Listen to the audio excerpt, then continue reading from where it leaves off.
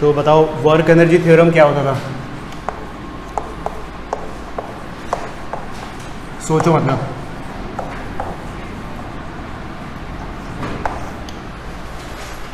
सोच ले।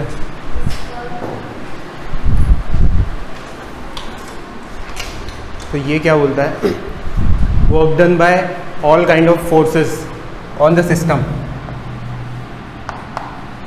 Is equals to change in kinetic energy, है ना। बहुत ईजियर सेड दैट डन। बहुत ईजी है ये याद रखना, लेकिन जब क्वेश्चन में अप्लाई करना होता है तो हमें क्या क्या चीज़ें याद रखनी पड़ती हैं कि वर्क डन एक से ज़्यादा हो सकता है ना। वो सब हमको पॉजिटिव नेगेटिव डिसाइड करके लिखना पड़ेगा। और kinetic energy, final kinetic energy और इनिशियल काइनेटिक एनर्जी का डिफरेंस होगा, चेंज इन काइनेटिक एनर्जी।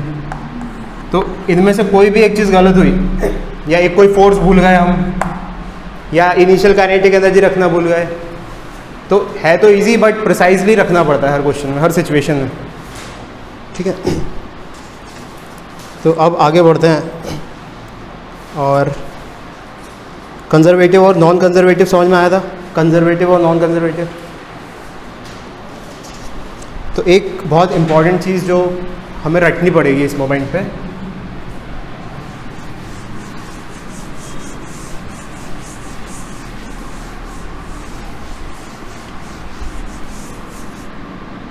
जो कहलाती है पोटेंशियल एनर्जी।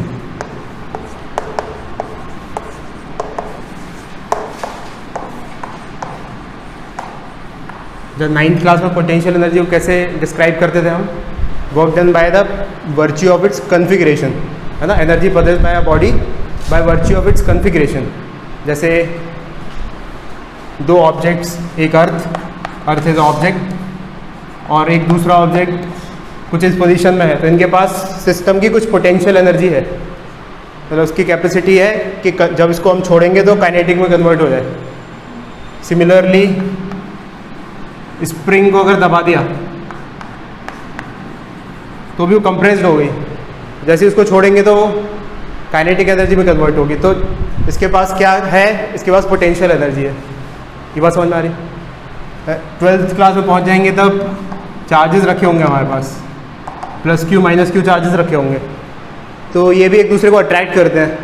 तो इनको भी अगर छोड़ देंगे तो ये भी एक दूसरे की तरफ काइनेटिक एनर्जी में चालू होंगे, मतलब कि इस सिस्टम की भी कुछ पोटेंशियल एनर्जी है।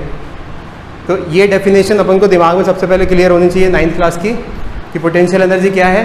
कन्फिग्रेशन की वजह से रखी हुई एनर्जी। कन्फिग्रेशन का क्या मतलब है? कि उसकी जमावट, कि अगर इसकी बजाय ये यहाँ जमा होता तो पोटेंशियल एनर्जी कुछ और होती, इतने स्ट्रेच की वजह इतना स्ट्रेच होता तो पोटेंशियल एनर्जी कुछ और। कन्फिग्रेशन मतलब उसकी जमावट, ठीक है। तो potential energy is the energy because of the जमावट ऑफ द सिस्टम। ये दिमाग में याद रखना, मतलब याद है ये, तो हम रिवाइज कर रहे हैं 9th क्लास का। अब मैथमेटिकल टर्म्स में पोटेंशियल एनर्जी डिफाइन किस लिए होती है ये हमें समझना है। अब काम की बात, अभी तो ये ऐसी बात है जो हमको पता ही है कॉन्शियसली या अनकॉन्शियसली। अब काम की बात। So it is defined for only conservative forces, only for conservative forces.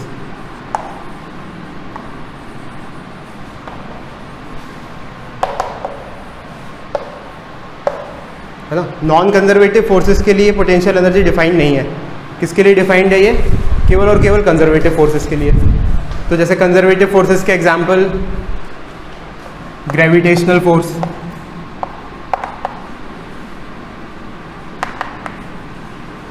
Spring force, magnetic electromagnetic force,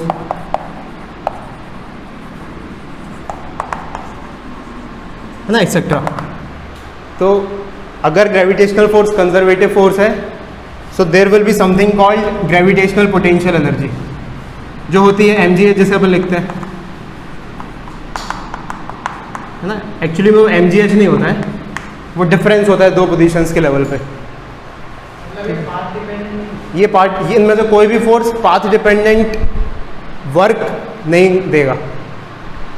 work done by any of this forces is not path dependent, केवल इनिशियल और final position की वजह से इन सभी forces की वजह से work होगा। यही चीज़ अपन ने कंजर्वेटिव फोर्स की डेफिनेशन पढ़ी थी, है ना।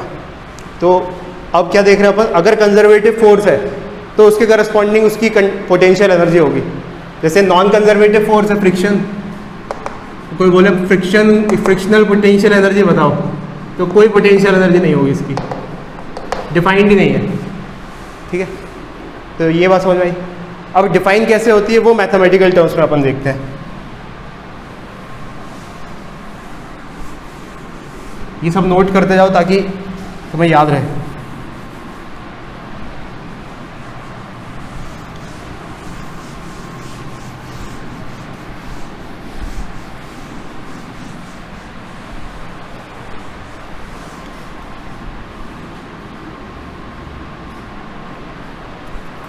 तो इसकी मैथमेटिकल डेफिनेशन है conservative force is equals to negative of d u by d x.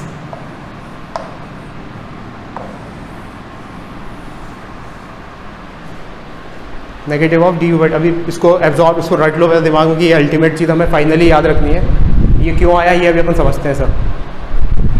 अच्छा, वैसे इस चीज़ का मतलब क्या है, सबसे पहले मतलब समझते हैं कि what is this mathematically, this is force.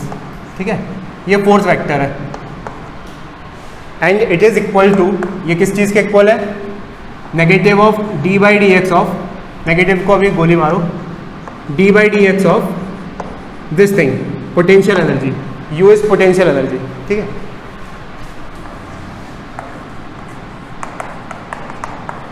तो पोटेंशियल एनर्जी का डिफरेंशिएशन हो रहा है, ये बात समझ में आ रही है।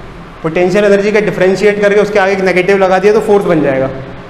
अच्छा, एक चीज़ बहुत दिमाग को घुमा देने वाली है कि यहाँ पर हम जो डिफरेंशिएट कर रहे हैं वो किसका कर रहे हैं, पोटेंशियल एनर्जी का, और लेफ्ट हैंड साइड कौन सी क्वांटिटी आ रही है, फोर्स। तो right hand side scalar quantity है लेकिन left hand side vector quantity है। ये बात समझ में आ रही है। तो थोड़ा दिमाग को घुमा देने वाली बात हो जाती है, तो कोई दिक्कत नहीं है, टेंशन मत लो। ये डिस्प्लेसमेंट है, हम डेरिवेटिव टाइम के टर्म्स में नहीं कर रहे हैं, हम डिस्प्लेसमेंट के टर्म्स में कर रहे हैं। डिस्प्लेसमेंट एक वेक्टर क्वांटिटी है, तो अगर ऐसा दिमाग घूम रहा है तो उसको हम ऐसे याद रखेंगे। बस क्या याद रखना है कि पोटेंशियल एनर्जी का डिफरेंशिएशन किया हमने एक्स के टर्म्स में, अब वो कैसे करेंगे वो सब देखेंगे अभी अपन, बस इतना भी याद रखो।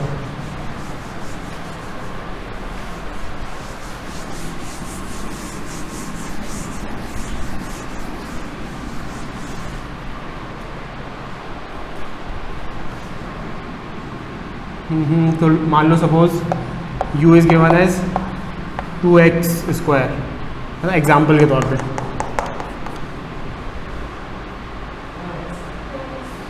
तो f क्या होगा, f होगा minus D u by d x, मतलब इसका डिफरेंशिएशन करके 2x स्क्वायर का डिफरेंशिएशन करके नेगेटिव चिपका देना है इसके आगे, तो 4x माइनस के साथ, तो माइनस 4x। अच्छा, थोड़ा सा गौर करने की बस बात यह है, माइनस 4x लिख के हम शांत नहीं होंगे यहाँ पे, क्योंकि ये वेक्टर क्वांटिटी है और केवल x इन्वॉल्व है, तो यहाँ पे आई कैप लिखना चाहिए हमें। ये फोर्स वेक्टर निकल के आ रहा है क्योंकि हमने डिफरेंशिएशन वेक्टर के टर्म्स में किया है। फोर्स से इक्वेट नहीं कर रहे, हाँ मतलब, अच्छा फोर्स से रिलेट क्यों कर रहे हैं, है ना। तो इट इज़ जस्ट बिकॉज ये कंजर्वेटिव फोर्स है, इसलिए ये बात भी सही है सुरभि की। सबसे इंपॉर्टेंट बात यही है कि इस पर्टिकुलर कंजर्वेटिव फोर्स के करस्पॉन्ड पर्टिकुलर पोटेंशियल एनर्जी आ जाएगी। अब इक्वेट क्यों कर रहे हैं, वो इसलिए कर रहे हैं, इसको ऐसे समझ सकते हो कि व्हाट इज़ दिस, मतलब ये डिस्कशन बिल्कुल भी इंपॉर्टेंट नहीं है, उसको समझ में आ जाए तो काफ़ी है, नहीं भी आया तो कोई दिक्कत नहीं है। तो अब देखो हम क्या कर रहे हैं, यहाँ पे डिफरेंशिएट कर रहे हैं क्वांटिटी को, पोटेंशियल एनर्जी को, और निकाल रहे हैं यहाँ पर फोर्स। जस्ट इमेजिन करो कि ऐसा ही कुछ हमने किया था, d by d t of v, और ये क्या बन के आ रहा था हमारे पास, एक्सेलरेशन। तो एक्सेलरेशन को कैसे समझा था हमने, rate of change of velocity, किस रफ्तार से वेलोसिटी चेंज हो रही है टाइम के टर्म्स में, वो एक्सेलरेशन का मेजर दे देता था। तो पोटेंशियल एनर्जी का चेंज किसके रिस्पेक्ट में देख रहे हैं हम, डिस्प्लेसमेंट के टर्म्स में, कि मतलब कि अब हम टाइम के टर्म्स में नहीं देख रहे हैं, हम यूनिट डिस्प्लेसमेंट के टर्म्स में देख रहे हैं कि पोटेंशियल एनर्जी कितनी तेज़ी से चेंज हो रही है, और जितनी ज़्यादा तेज़ी से चेंज हो रही है इसका मतलब उतना ज़्यादा फोर्स लग रहा है। समझ में आया। तो कोई ज़रूरत नहीं है, अगर बस अपन को ये याद रहना चाहिए फॉर्मूला, अभी तो इसमें से काम चल जाएगा।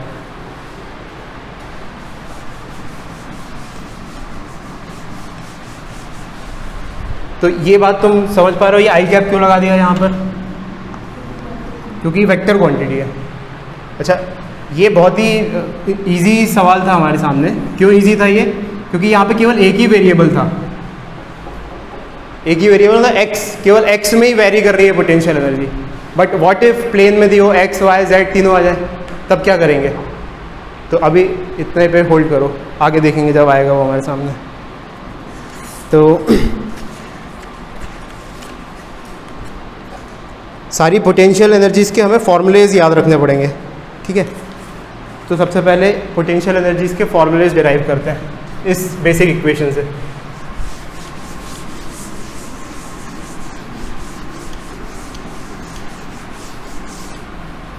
तो सबसे पहले ग्रेविटेशनल पोटेंशियल एनर्जी।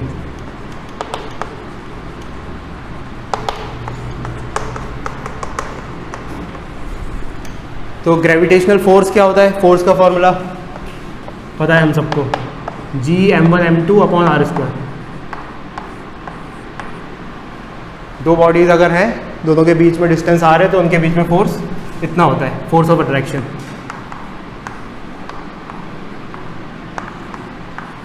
ठीक है। तो अब हम इंटरेस्टेड हैं कि इनकी पोटेंशियल एनर्जी क्या है। तो देखो कौन सा डायमेंशन इन्वॉल्व है इसमें, ये एक ही डायमेंशन इन्वॉल्व है, स्ट्रेट लाइन r वाला। तो बहुत इजी केस हो गया। पोटेंशियल एनर्जी वाला जो रिलेशन है वो क्या है, F is equals to minus du/dx। तो इस केस में du/dr, क्योंकि that x is r in this case. ये बात समझ में आ रही? फोर्स फंक्शन हमें दिया हुआ है, u निकालना है। तो देखो F रख देंगे यहाँ पे, उठा के रख दिया, Gm1m2 upon r square is equals to minus du/dr। अब हमारा इंटरेस्ट किस में है? हमारा इंटरेस्ट है कि u को फाइंड करें। तो u को फाइंड करने के लिए क्या करना पड़ेगा, इसको इस तरफ लेके आना पड़ेगा और फिर इंटीग्रेट करना पड़ेगा। तो देखो यहाँ से गौर से देखना इसे, कि यहाँ से हमने क्या किया, du को लिख दिया minus Gm1m2 upon r dr। बस अब इसको इंटीग्रेट करना है दोनों साइड, तो u का फंक्शन निकल के आएगा। तो लिमिट्स डिसाइड करनी पड़ेंगी कि लिमिट्स क्या है ना, नहीं तो अदरवाइज प्लस c करके लिखना पड़ेगा। तो लिमिट्स डिसाइड कर सकते हैं हम। लिमिट्स का मतलब कि जब पोटेंशियल एनर्जी ज़ीरो है, कब है पोटेंशियल एनर्जी ज़ीरो, कब मानी है हमने पोटेंशियल एनर्जी ज़ीरो, ये हमें खुद तय करना पड़ेगा। जैसे ग्रेविटेशनल पोटेंशियल एनर्जी में हम रेफरेंस लेवल तय करते हैं ना, कि ये ग्रेविटेशनल पोटेंशियल एनर्जी इस रेफरेंस में mgh लिखा है, तो h दूरी कहाँ से दूरी वो, ये बात समझ में आ रही है? मतलब दैट आर लिमिट्स। तो लिमिट्स मतलब हमें तय करना पड़ेगा कि हम कहाँ मान रहे हैं पोटेंशियल एनर्जी को ज़ीरो इस कन्फिग्रेशन के लिए। तो बाय कन्वेंशन जब ये इनफाइनाइटली दूर होते हैं, जब मासेस इनफाइनाइटली दूर होते हैं, तब पोटेंशियल एनर्जी ज़ीरो होती है। जितने पास आते जाते हैं पोटेंशियल एनर्जी बढ़ती जाती है। इस बात को एंटिसिपेट कर पा रहे हो कि चार्जेस जितने पास आएंगे उतना ज़्यादा उनमें फोर्स महसूस होगा, या मासेस जितना पास आएंगे उतना अट्रैक्शन होगा। तो जितने ज़्यादा पास आ रही है उतनी पोटेंशियल एनर्जी ज़्यादा है। तो बाय कन्वेंशन इन्फिनिटी पे पोटेंशियल एनर्जी ज़ीरो होती है। तो यहाँ पे लिख लेते हैं अपन ये पॉइंट, बाय कन्वेंशन। कन्वेंशन का मतलब प्रथा है, ये मतलब ऐसा कुछ लॉजिक नहीं है इसके पीछे का, कि m1 और m2 के बीच में जब separation that is r infinity के बराबर है, तो पोटेंशियल एनर्जी को हम ज़ीरो डिफाइन करते हैं। ठीक है। अच्छा, ये बात नहीं पता होगी तो हम ये लिमिट्स नहीं लगा पाएंगे। तो अब लिमिट्स पता चल गई हमें कि भाई जब इन्फिनिटी सेपरेशन है ना, r वाली लिमिट यहाँ लगानी है। जब इन्फिनिटी सेपरेशन है तो पोटेंशियल एनर्जी ज़ीरो है ना। इधर पे किसकी लिमिट्स आएंगी, r वाले की लिमिट आएंगी। तो इन्फिनिटी पे जब है तो zero separation, zero potential energy है। और जब रैंडम कुछ r हो गई सेपरेशन, तब पोटेंशियल एनर्जी u है, वही हमें फाइंड करनी है। तो यहाँ से क्या हो जाएगा, यहाँ से हो जाएगा इसका इंटीग्रेशन क्या हुआ, du का इंटीग्रेशन। du का इंटीग्रेशन इज़ u और u माइनस ज़ीरो, तो u minus zero is u is equals to. अब यहाँ पे थोड़ा क्या क्या, सॉरी r स्क्वायर। तो ये u आ गया ये यहाँ पे। अब देखो इसको ध्यान से देखना है ना, कांस्टेंट चीज़ें बाहर फेंको, जी m1 m2 ये तीनों कांस्टेंट है, उनको बाहर निकालो, तो ये माइनस जी m1 m2 और इंटीग्रेशन ऑफ, यहाँ पे देखना आर स्क्वायर अपॉन में है, तो अच्छा विजुअलाइजेशन करने के लिए ऐसे लिख लो इसको, आर की पावर -2 डी आर, क्योंकि फिर इसको अच्छे से इंटीग्रेट कर पाएंगे इन्फिनिटी से लेके आर। तो अब इसका इंटीग्रेशन कैसे होगा, आर की पावर n होता है तो क्या इंटीग्रेशन करना पड़ता है, r to the power n+1 divided by n+1।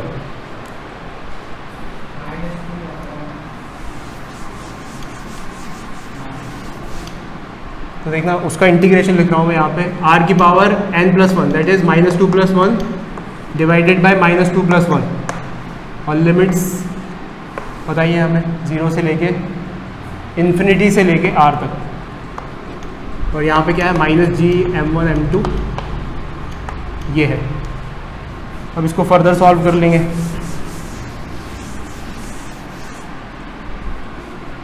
This is u, तो that is -g m1 m2, तो भाई r की power -2+1 is nothing but r to the power -1, और यहाँ पे क्या एक माइनस निकल के आएगा, तो ये माइनस से ये माइनस कंपनसेट हो जाएगा, और यहाँ 1/r बचेगा, और ये हो गया इन्फिनिटी से लेके r तक।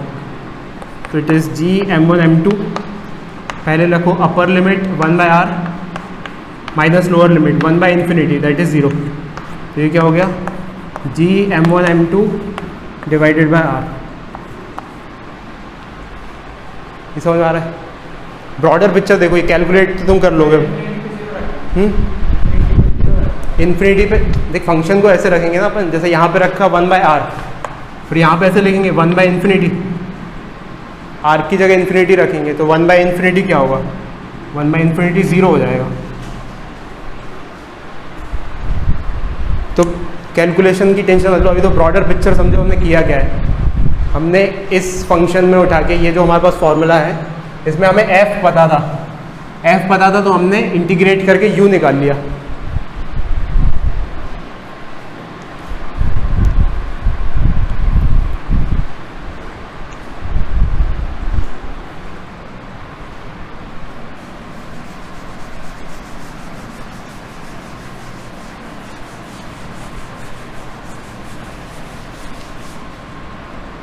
तो ग्रेविटेशनल फोर्स क्या होता था, जी m1 m2 upon r square,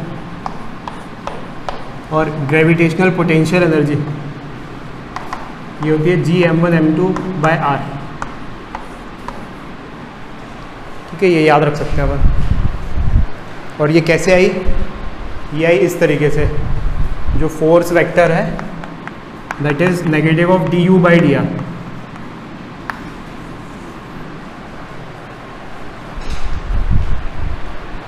force vector equals to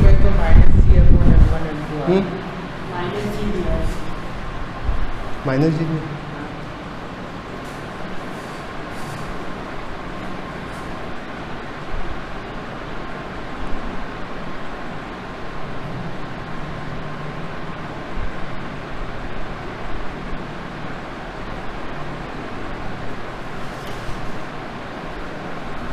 limits क्या लगाई अपन ने, इन्फिनिटी से वही लगाई ना, एक माइनस वहाँ कंपनसेट हो गया, उस माइनस को भी लेके चल रहे थे अपन आखिरी तक।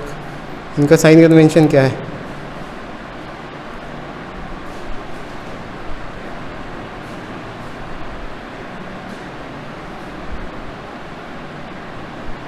फिर बुक पढ़ी है बस।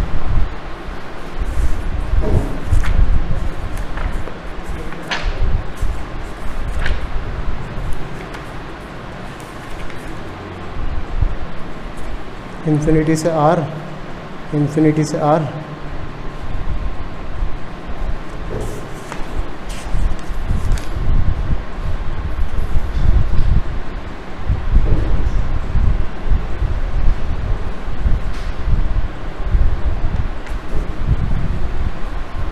को जरा सोचने दो, लिमिट्स अपन ने कुछ गड़बड़ लगाई क्या, इन्फिनिटी से r 1/r माइनस 1/∞ तो 0 ही, एक वहाँ पे माइनस,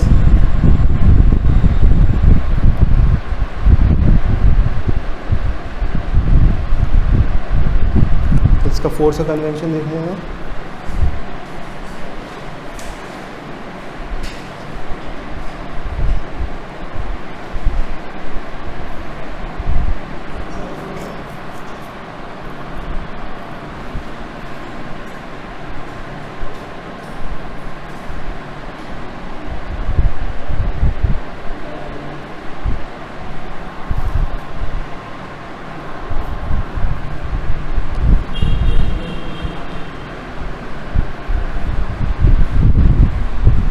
का ये दिखाना एक बार।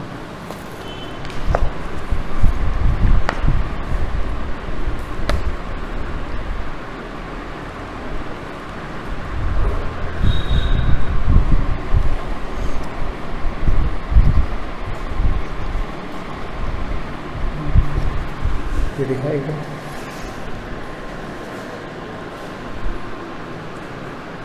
इन्फिनिटी पे 0 माने अपन ने, आर पे कुछ यू माने, एक माइनस ले ली, एक माइनस इधर है, आर के -2 + 1 -2 + 1, तो माइनस से माइनस कटे जाएगा, -2 + 1 -1 होता है। फिर अपन ने क्या रखा, 1/r - 1/0।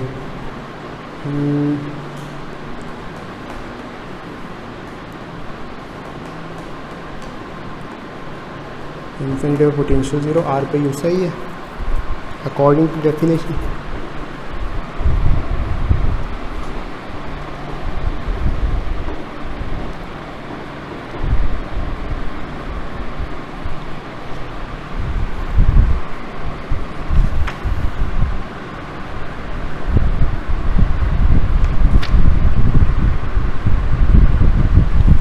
ठीक है, इसको अभी अपन होल्ड पे रखते हैं। यहाँ पे ये ±2 में से कुछ एक हो सकता है, इसको मैं कल बताता हूँ तुम्हें सोच समझ के। ठीक है, तो अभी प्रोसेस क्या ध्यान रखनी है हमें, bigger picture is what, f = -du/dx, ये याद रखना है।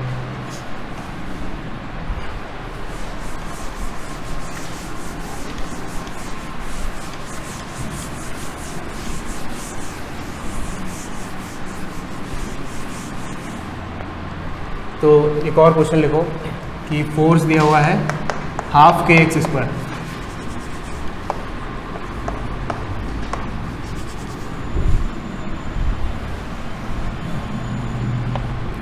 So find u।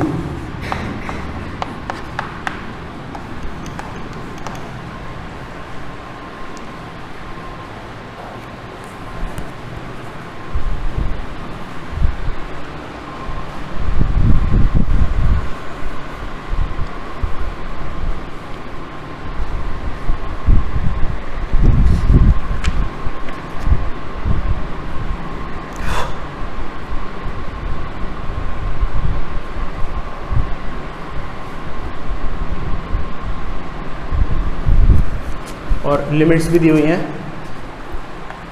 Eight x = 0, f = 0, मतलब u = 0,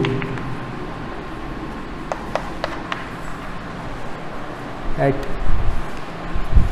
x = 0, u = 0।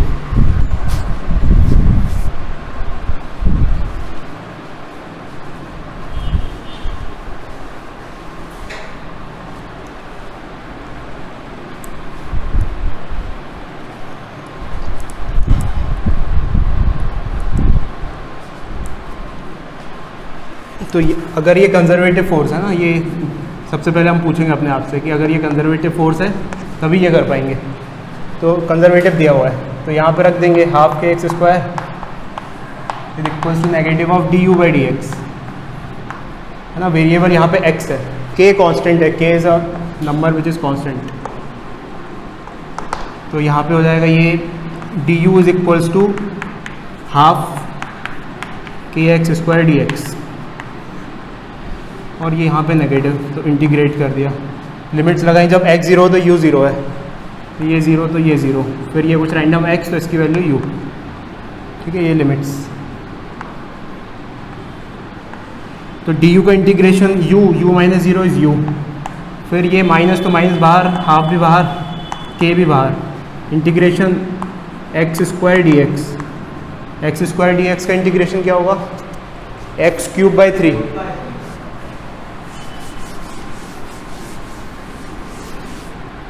ये हो गया u = -12 k x³/3, limits are from 0 से x।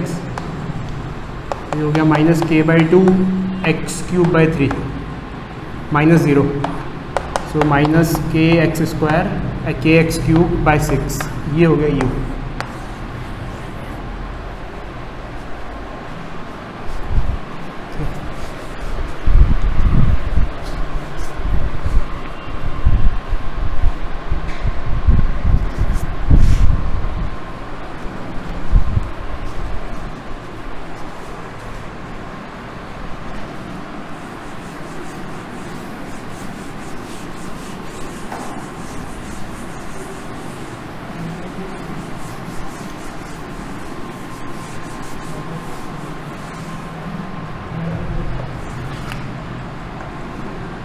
नेक्स्ट क्वेश्चन, f दिया हुआ है माइनस के एक्स, लिमिट्स दी हुई है at x is equals to 0, u is equals to 0, और ये कंजर्वेटिव फोर्स है।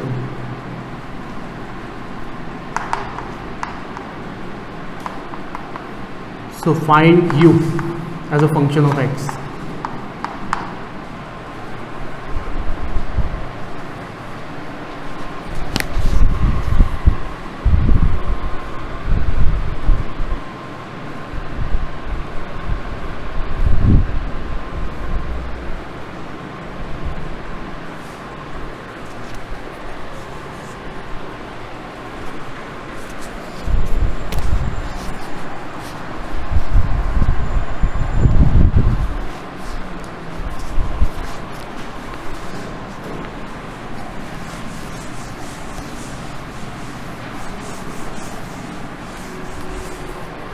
तो यहाँ पर फिर वही u is equals to minus f d x,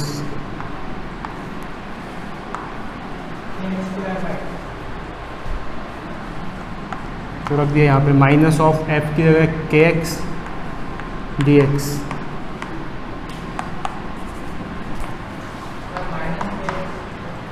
तो हाफ के एक्स स्क्वायर, हाँ माइनस यहाँ पे भी रहेगा, माइनस माइनस प्लस हो जाएगा।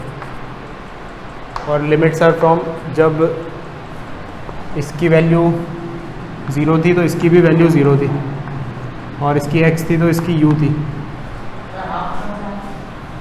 इसको कह रहे हैं एक्स स्क्वायर बाई 2, तो हाफ यहाँ लिख दिया, ऐसे लिख लो। फिर ये हो गया यहाँ पे के एक्स स्क्वायर बाई 2 माइनस 0।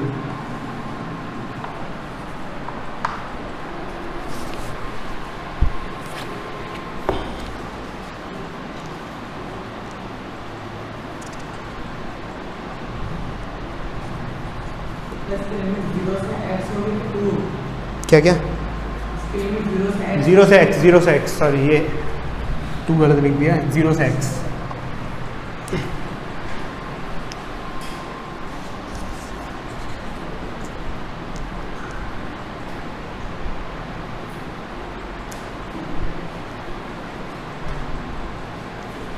एक और,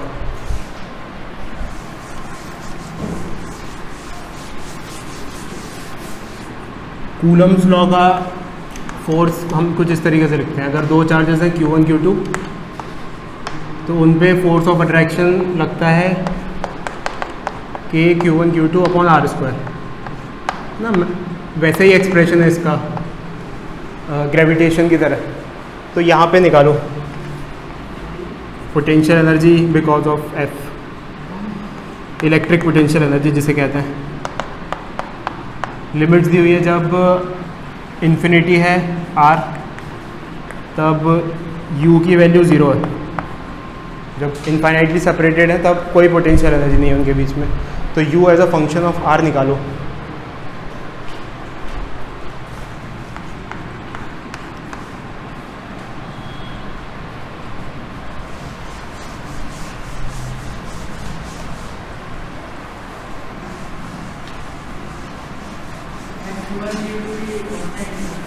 हाँ, Q1 Q2 और K ये सब कांस्टेंट है। Q1 Q2 उसके चार्जेस होते हैं, दोनों पॉइंट चार्जेस, उनका मैग्नीट्यूड है Q1 Q2।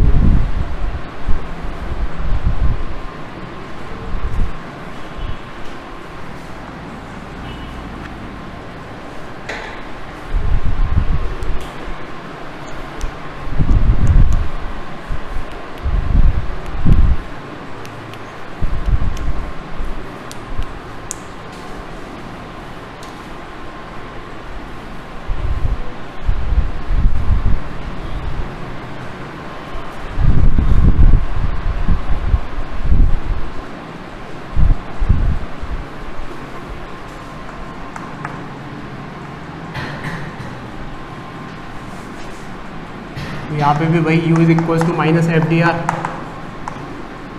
लिमिट्स जब r की वैल्यू इन्फिनिटी है।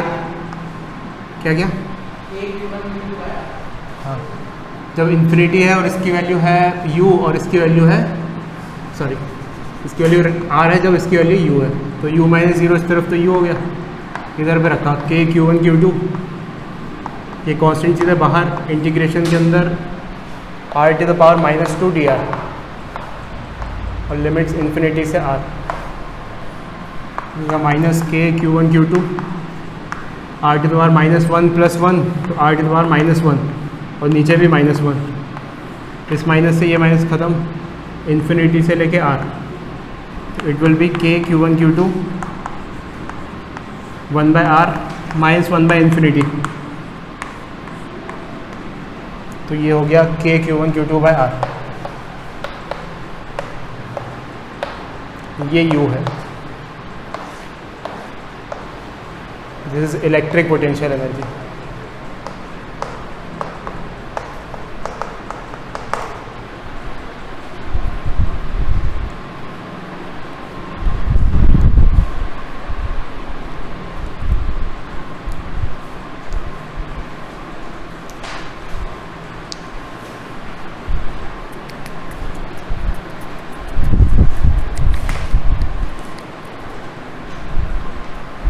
हाँ देखो उसमें ये आंसर आ रहा था ना Gm1m2 डिवाइडेड बाय r, इसी स्ट्रक्चर का था वो भी, बट यहाँ पे माइनस क्यों आ रहा है वो मेरे को क्लिक हो गया। देखो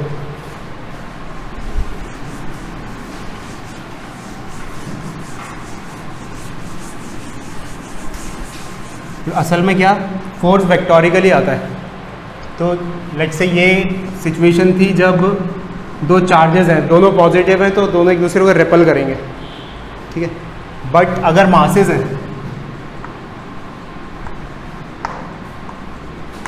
तो वो एक दूसरे को अट्रैक्ट करेंगे। तो लेट्स से हमने इसको रेफरेंस फ्रेम माना पहले वाले को, और इसमें इसको रेफरेंस माना,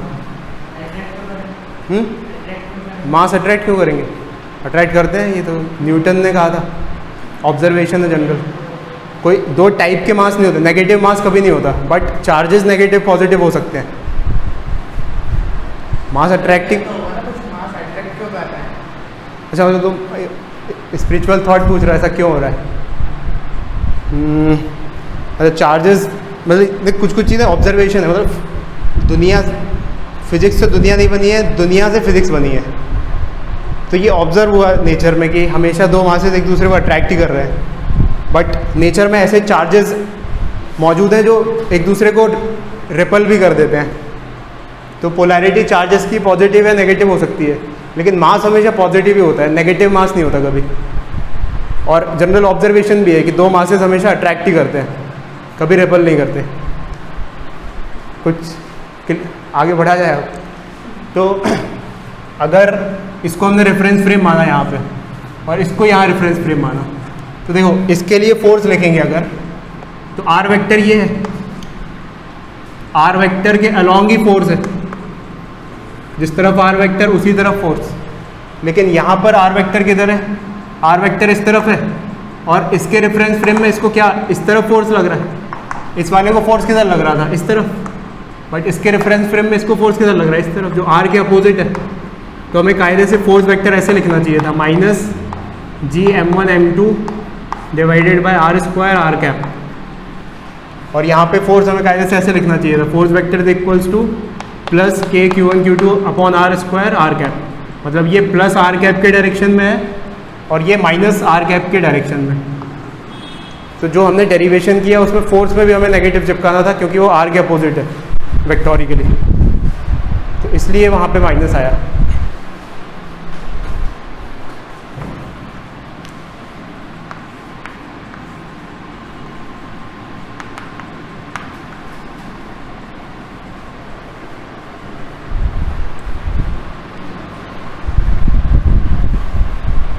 ठीक है, तो ये कुछ कुछ फॉर्मूलेज हमें याद रखने हैं पोटेंशियल एनर्जी के।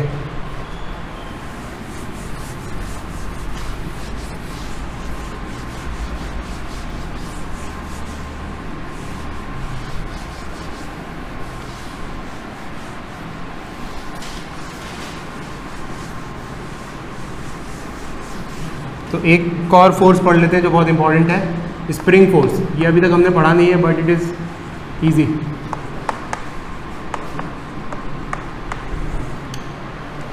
तो इसको ध्यान से देखो, इसको अभी सब 1 मिनट के लिए होल्ड पे रखो, इनको समराइज़ करेंगे अभी थोड़ी देर में।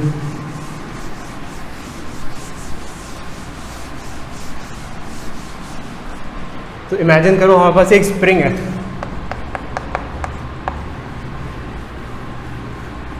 जिसको हमने ना तो खींचा है ना दबाया है, अपनी नेचुरल लेंथ में है वो। तो ये अपनी नेचुरल लेंथ में है। नेचुरल लेंथ मतलब नो फोर्स, ठीक है। तो इमेजिन करो कि अगर हमने इसे कंप्रेस कर दिया,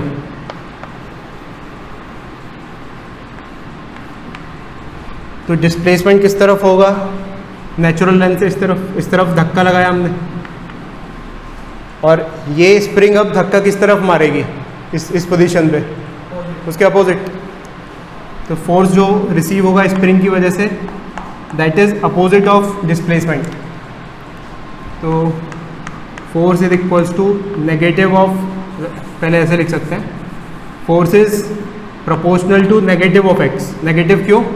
क्योंकि एक्स के अपोजिट डायरेक्शन में है, ठीक है। दूसरी सिचुएशन कि अगर हम इसको दबाते नहीं बट एक्सटेंड कर देते, इसकी नेचुरल लेंथ से इसको एक्सटेंड कर देते, तो डिस्प्लेसमेंट इस केस में किस तरफ हुआ है? इस तरफ। और जो स्प्रिंग फोर्स लगाएगी वो किस तरफ लगाएगी? वो वापस अपनी नेचुरल लेंथ को रिस्टोर करने के लिए लगाएगी, तो फोर्स इस तरफ। तो इस केस में भी हमने पाया कि F इज इक्वल्स टू, मतलब इक्वल टू को गोली मारो, प्रोपोर्शनल टू माइनस एक्स, ठीक है। तो spring force is always proportional to negative of x. ये बात हम याद रखते हैं सबसे पहले तो।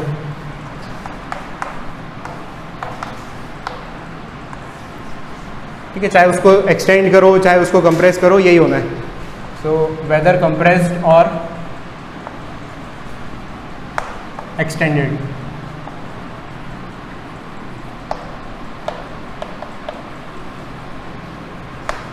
और F क्या है? Force because of spring.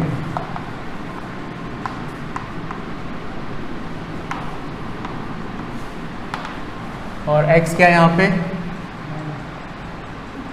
Displacement from the natural length, है ना।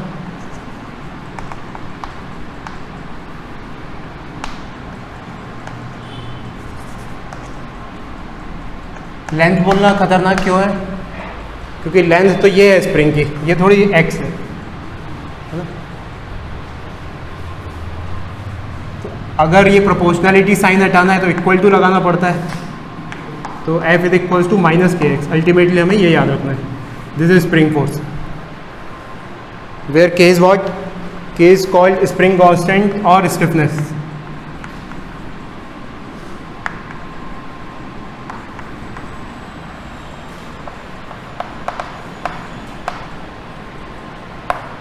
स्प्रिंग कांस्टेंट या स्टिफनेस, इसका मतलब क्या होता है? स्टिफ वर्ड का क्या मतलब होता है? स्टिफ,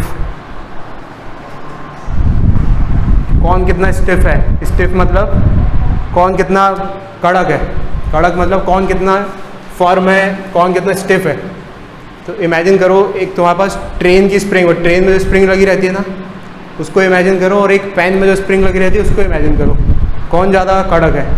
ट्रेन की स्प्रिंग, है ना। तो अब तुम्हें आइडिया लग रहा होगा कि what is the value of के।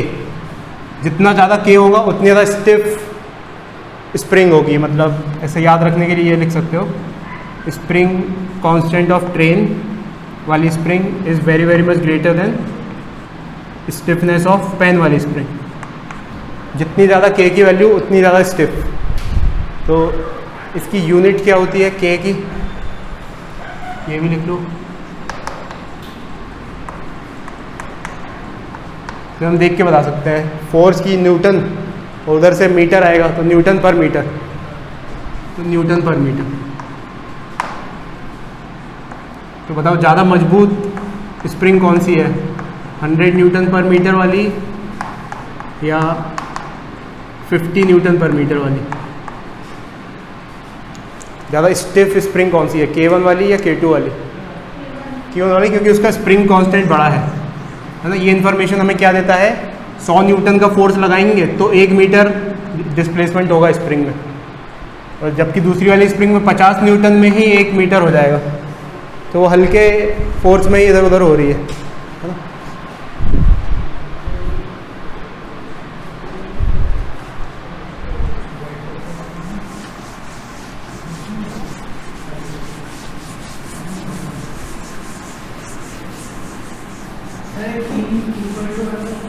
क्या क्या ठीक है, कुछ नहीं, वो मतलब इक्वल टू नहीं है, वो कुछ ज़्यादा ऐसे निशान है उसको।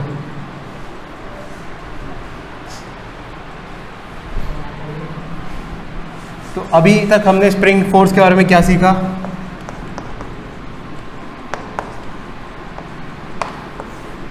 कि that force is equals to negative of k x, है ना, वेक्टोरिकली। नेगेटिव का क्या मतलब है? एफ का डायरेक्शन एक्स के अपोजिट है। अच्छा, अगर इसके लिए u लिखना है तो find u if u is equals to 0 at x equal to 0। Spring force is also a conservative force, needless to say. तो ये अभी अपने क्वेश्चन में सॉल्व किया था कुछ, है ना, ऐसे f था -kx² -kx और वही सब था। तो पोटेंशियल एनर्जी क्या होती है इसकी? Half kx²। So this is the potential energy of spring. It is half kx², where x is the displacement from the this natural length.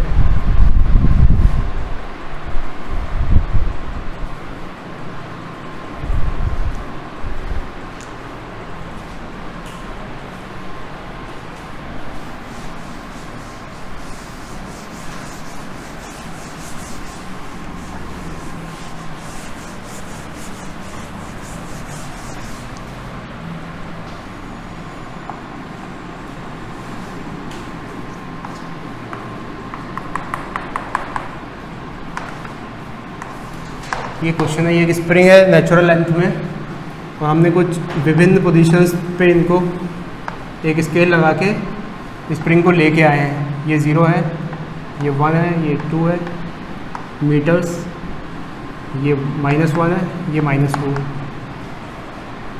तो यहाँ पर पोटेंशियल एनर्जीज लिखनी है हर पोजीशन पर, यहाँ पर, यहाँ पर, यहाँ पर, यहाँ पर, यहाँ पर, इन चारों पोजीशंस पर पोटेंशियल एनर्जी लिखनी है।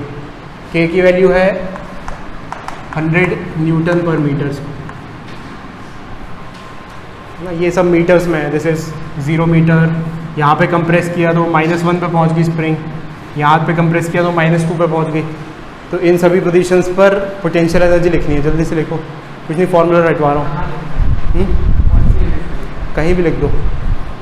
यहाँ लिख दो U1 U2, ये लो x y ABCD, ये लो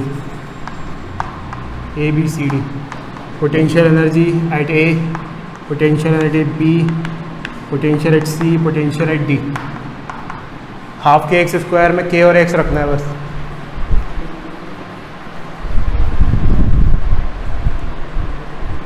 तो पोटेंशियल एनर्जी एट A मतलब कितनी दूर है नेचुरल लेंथ से? -2 दूर है, तो हाफ k इज़ 100 और -2 का स्क्वायर, तो देखना -2 का स्क्वायर प्लस ही हो जाएगा, 4 ही हो जाएगा ना। तो 200 जूल। तो यहाँ पे कितनी आ जाएगी? 200 जूल। यहाँ पे कितनी आ जाएगी? 50 जूल। यहाँ पे कितनी आ जाएगी? 50 जूल। और यहाँ पे भी 100 जूल, 200।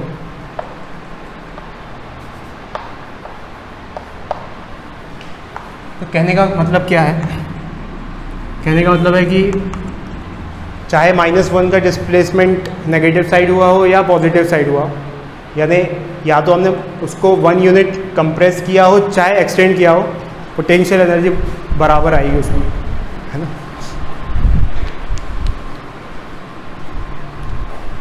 वो यहीं से हमें पता चलता है कि इट इज़ पॉजिटिव।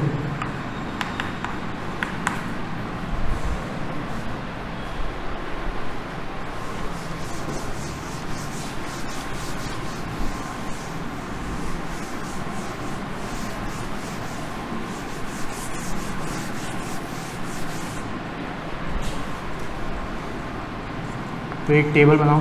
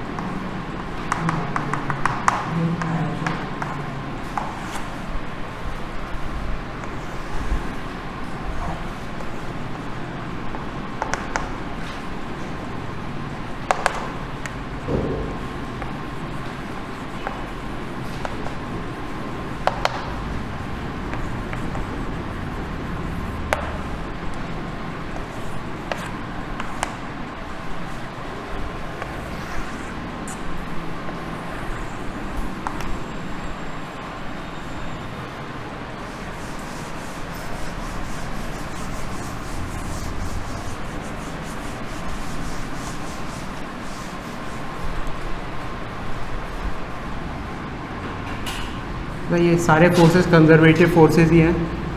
अगर कंजर्वेटिव फोर्स नहीं होंगे तो पोटेंशियल एनर्जी डिफाइन नहीं होगी। तो ग्रेविटेशनल फोर्स का formula -G m1m2/r² r cap है ना, वेक्टोरिकली लिख दिया। Electrostatic K Q1 Q2 upon r² r cap और स्प्रिंग -kx, इनकी करस्पॉन्डिंग पोटेंशियल एनर्जी -Gm1m2/r, यहाँ पे K Q1 Q2 upon r और यहाँ पे half kx²।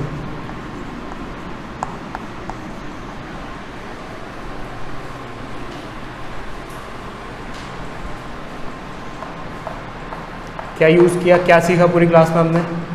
F is equals to minus du/dr, du/dx या du/dr, ये सीखा।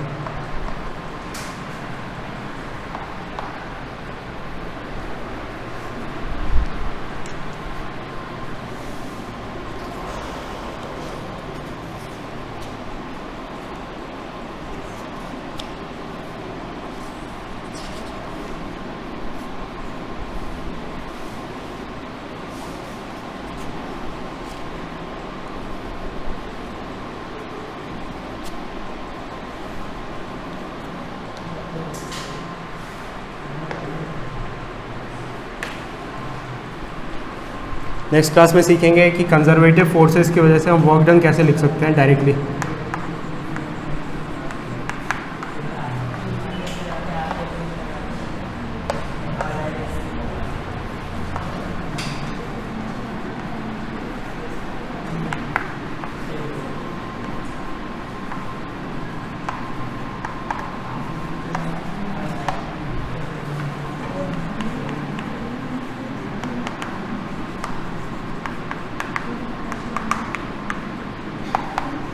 तो नेक्स्ट क्लास में ये सीखेंगे कि वर्क डन कैसे लिखेंगे कंजर्वेटिव फोर्सेस के लिए using concept expression for potential energy, जो अभी हमने ये निकाले हैं इन सब के टर्म्स में। ये याद रखना बहुत इंपॉर्टेंट है, ये हमें बार बार हम डिराइव नहीं करेंगे, ये याद ही रखेंगे क्योंकि इनका यूज़ आएगा। तो बस ये सीखेंगे हम कि work done by conservative forces equals to change in negative of change in potential energy, ये सीखेंगे। ठीक है, डिटेल में सीखेंगे, अभी तो बस मैं एक आइडिया दे रहा हूँ कैसे आया ये। देखो इस इक्वेशन को ज़रा सा मैनिपुलेट कर लिया जाए कि -du इज इक्वल्स टू या du इज माइनस रख लो इधर पे F.dx। ये चीज़ क्या होती है F.dx? वर्क। तो work is equals to negative of change in potential energy. जब इंटीग्रेट करेंगे इसको और इसको तो ये चेंज इन पोटेंशियल एनर्जी हो जाएगा। तो सिचुएशंस में हमें डायरेक्टली ये याद रखना है, मतलब जो क्वेश्चन सॉल्व करेंगे अनटिल अनलेस कोई एक्सप्रेशन नहीं दिया हो, डायरेक्ट वैल्यूज़ दी हो, तो फिर एक्सप्रेशन का क्या करेंगे, हमें तो वैल्यूज़ इधर से उधर करनी पड़ेंगी। तो आज की क्लास में बस ये सीखा, कल की क्लास में ये सीखेंगे।